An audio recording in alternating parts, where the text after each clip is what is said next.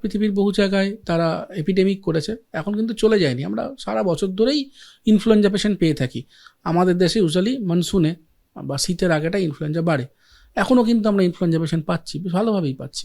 তো কোভিডও কিন্তু এইভাবেই থেকে যাবে, নতুন নতুন ভ্যারিয়েন্ট আসবে, সারা বছর ধরেই হয়তো টুকটাক অসুখ বিসুখ করবে, হয়তো কখনো না কখনো সময় একটু ক্লাস্টারিং হবে। আমাদের যদি কোভিড এরকম বছরের পর বছর চলতে থাকে এবং যদি দেখা যায় যে কোভিডের জন্য মর্টালিটি কিছুটা হলেও রয়েছে, তাহলে কি আমাদের প্রত্যেক বছর বছর নিয়ম করে কোভিড ভ্যাকসিন নিতে হবে, নাকি এমন নতুন কিছু কোভিড ভ্যাকসিন নিতে হবে যেটা বহুদিন 5 বছর 6 বছর 8 বছর অবধি রোবাস্ট ইমিউনিটি দিতে পারে?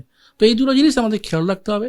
তার সঙ্গে সঙ্গে ডেফিনেটলি এটা ভাবতে হবে যে যদি এটা কোনো সিগনিফিক্যান্ট অসুখ করে থাকে যাতে মর্টালিটি বাড়ছে, মবিলিটি বাড়ছে, তাহলে যেহেতু এটা ভাইরাস, এটার এগেনস্টে কোনো অ্যান্টিভাইরাস কোনো মেডিকেশনস আমাদের লাগবে কি না, লাগলে সেটা কী দেওয়া যাবে, সেটা এক্সিস্টিং কোনো অ্যান্টিভাইরাল সেটা দেওয়া যাবে, নাকি কোনো নতুন অ্যান্টিভাইরাল আমাদের আবিষ্কার করতে হবে। কিন্তু চোখ কান খোলা রাখতে হবে।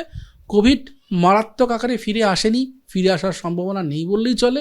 আবার কোভিড পুরোপুরি পৃথিবী থেকে চলে গেছে সেটা বলাও ভুল।